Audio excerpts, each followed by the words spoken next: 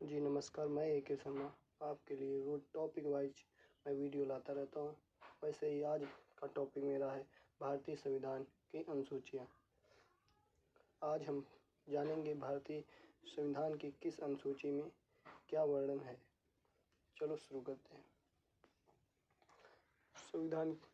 संविधान आज हम भारतीय संविधान में उपस्थित प्रमुख 12 अनुसूचियों के बारे में पूरी जानकारी आपको देने वाले हैं।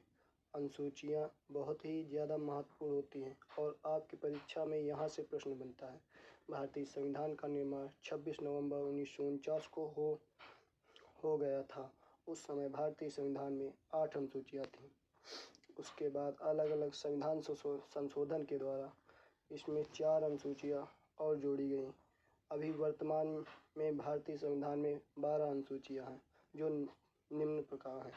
पहली अनुसूची भारतीय संविधान में पहली अनुसूची में भारत देश में विभिन्न राज्यों और केंद्र शासित प्रदेशों का उल्लेख किया गया है। जैसे वर्तमान में भारत की पहली अनुसूची में 28 राज्य और 8 केंद्र शासित प्रदेश का उल्लेख किया गया है। किसी भी नए राज्यों का उल्लेख या किसी केंद्र शासित देश का निर्माण के लिए पहली अनुसूची में संशोधन करना पड़ता है। संविधान के 69वें संशोधन के द्वारा दिल्ली को राष्ट्रीय राजधानी क्षेत्र घोषित की गई थी।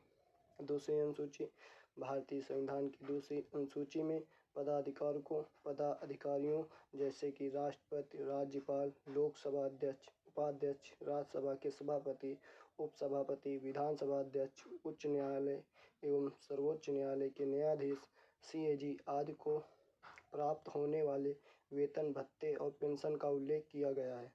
संक्षिप्त में कहें तो दूसरी अनुसूची में विभिन्न पदाधिकारियों के वेतन, भत्ते और पेंशन का उल्लेख किया गया है। हमारी तीसरी अनुसूची संविधान के तीसरी अनुसूची में विभिन्न पदाधिकारियों जैसे मंत्री, उच्च न्यायालय, सर्वोच्च न्यायालय के न्यायाधीश आदि के द्वारा ली जाने वाली शपथ ग्रहण के लिए तीसरी अनुसूची में प्रावधान किया गया। संक्षेप में कहें तो तीसरी अनुसूची में शपथ से संबंधित है। चौथी अनुसूची भारतीय संविधान के चौथी अनुसूची में राज्यसभा में विभिन्न राज्यों से सीटों का निर्धारण किया गया है। यह बहुत ही ज़्यादा महत्वपूर्ण है, जिसमें यह निर्धारित किया जाता है किस राज्य में राज्यसभा में कितनी सीटें आएंगी। पांचवी अनुसूची में विभिन्न अनुसूचित और अनुसूचित जनजातियों के क्षेत्रों का प्रशासन एवं नियंत्रण के बारे में उल्लेख किया गया है। यह क्षेत्रों भारत के कई राज्यों में फैले हुए हैं, जिनके प्रशासन संबंधित जानकारी पांचवी अनुसूची में दी गई है। हमारी छठी अनुसूची है। संविधान की छठी अनुसूची में असम, मेघालय, त्रिपुरा और मिजोरम राज्यों की जनजातियों के प्रशासन के बारे में प्रावधान किया गया है। यह अनुसूची भी महत्वपूर्ण है।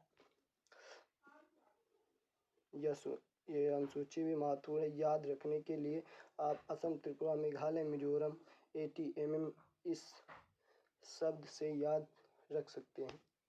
सातवीं अनुसूची है। संविधान के सातवीं अनुसूची केंद्र और राज्यों के बीच विभिन्न शक्तियों के बंटवारे के बारे में जानकारी देती है।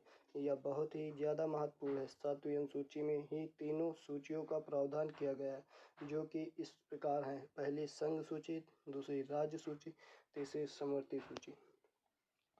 आठवीं अनुसूची संविधान की सबसे महत्वपूर्ण अनुसूची आठवीं अनुसूची है और आपकी परीक्षा में भी यहाँ से प्रश्न बनता है। संविधान की आठवीं अनुसूची में भाषाओं का उल्लेख किया गया है।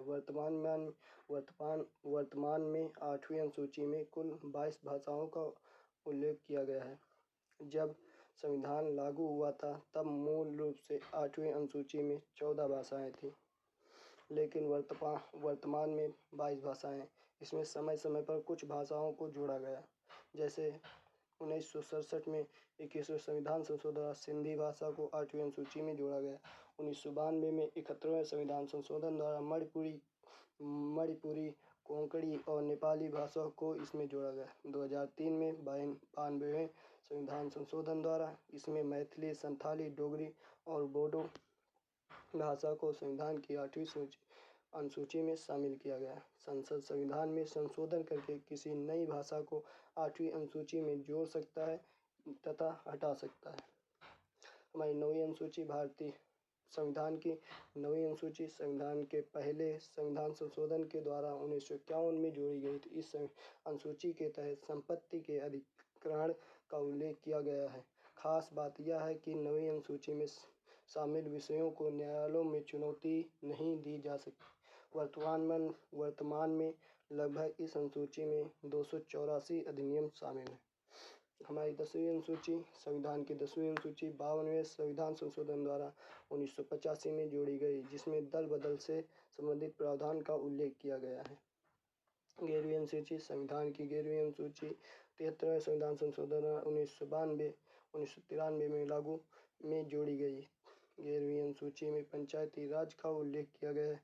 वर्तमान में 11वीं अनुसूची में पंचायती राज से संबंधित 29 विषय शामिल किए गए हैं। हमारी 12वीं अनुसूची है संविधान की 12वीं अनुसूची 74वें संविधान संशोधन द्वारा 1993 के द्वारा दी गई है। संविधान की 12वीं अनुसूची में शहरी क्षेत्रों में स्थानीय शासन यानी नगर पालिकाओं का उल्लेख किया गया है। 12वीं अनुसूची में वर्तमान में नगर पालिकाओं के पास में 18 विषय शामिल किए गए हैं। वीडियो देखने के लिए धन्यवाद और वीडियो को अपने भाइयों को भी शेयर करें और चैनल को सब्सक्राइब जरूर करें। धन्यवाद।